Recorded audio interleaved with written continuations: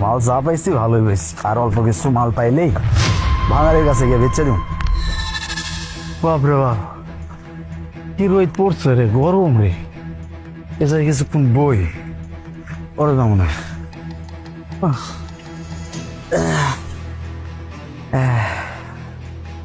ভাইজান, আপনি এই নাকি কোন একটা পোলারে যাইতে দেখছেন? ওই যে লম্বা কইরা কালো জামা পরা ছিল। হ্যাঁ দেখছিলাম, ওই আমার বাম সাইড দিয়ে চলে গেছিল। আপনি একটু সামনে গেলে মনে হয় খুঁজে পেবেন। এদিকে গেছে? আচ্ছা, আপনার ধন্যবাদ। তারপরে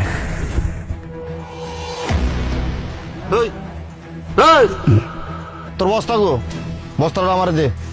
আমার বস্তা কই? এটা আপনারা কইতেছে মুখে কিছে? আর বেটা বস্তার কাজ আছে, বস্তাটা দে আমারে। বস্তা আমার বস্তা কই রাখছি না রাখছি এটা আপনারা আমি কমু কিছে কোন?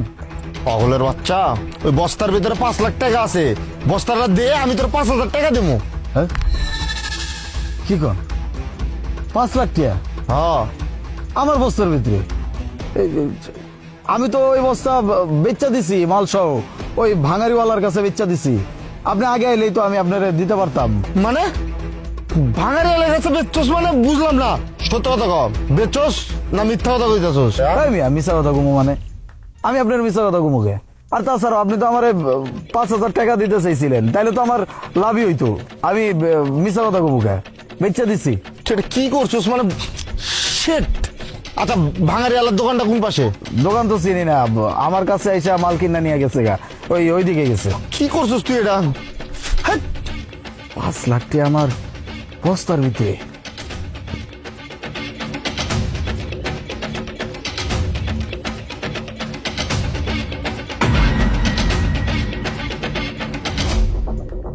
আসাই তো বস্তার ভিতরে এতগুলা টিয়া।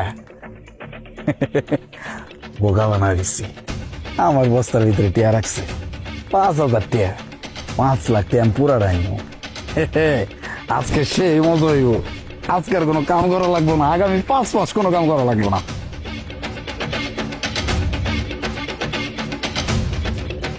আবামনি, আপনি এই জায়গায় খারাপ আছেন কে?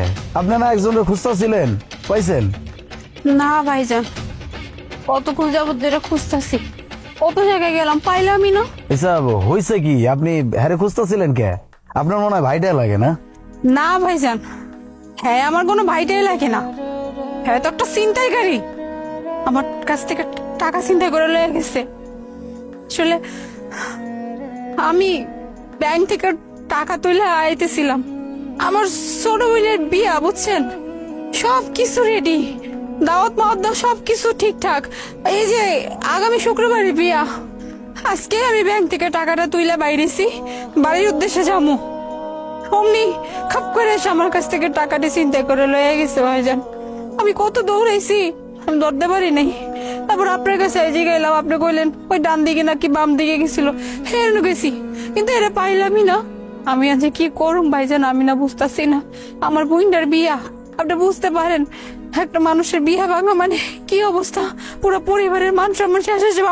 আমার বোনটার কেমন লাগবে আমি জানি না, কারণ বরযাত্রীরা সব কিছু রেডি। এখন যদি টাকা লেগে আমি বিয়াটা না দিতে পারি আমার বোনের, আমি কি চেহারা দেয় আমার পরিবারের কাছে যাই আছে। আমি শহর থেকে টাকাটা লয়ে যেতে পারি নাই, আমার সব শেষ ভাইজান। আমার কি হবে আমি কিচ্ছু জানি না।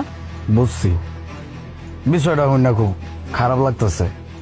কি আর করার কোন, সবই তো কপালের খেলা। কপালে যা লেখা আছে তাই গো। ওই বইনের বিয়ে নিয়ে চিন্তা করেন না, বিয়ে যদি কপালে লেখা থাকে হয়ে যাইব। আমি যাই, ভালো দেখেন।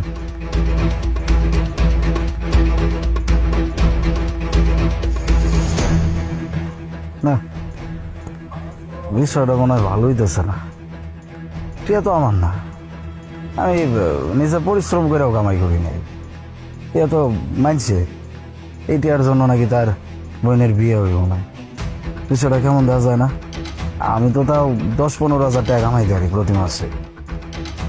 কি করুন, দিয়ে দি, বিয়া তো হইব। যাই। আবামনি, কইতাছিলাম যে আপনি যে ছিনতাইকারীর পিছনে দৌড় দিছিলেন, আপনার যে টাকা নিয়ে ভাগছে ওই ছিনতাইকারী না, টিয়া নিয়ে যাওয়ার সময় আমার এই বস্তার ভিতরে টিয়াটা হালাই দিয়ে গেছিল, আমার কাছে আইছিল, আমি সত্যি কথা কই নাই। কারণ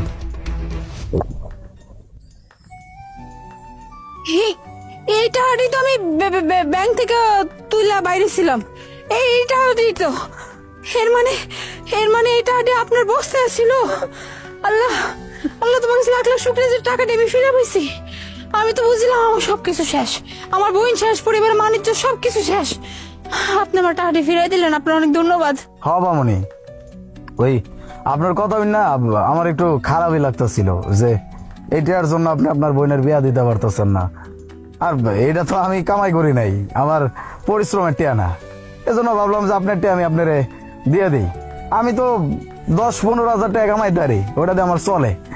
আপনি তাইলে রাখেন, আপনার বোনের বিয়া ভালো মতো দিয়েন, দোয়া করি। আমি যাই, আসসালামু আলাইকুম।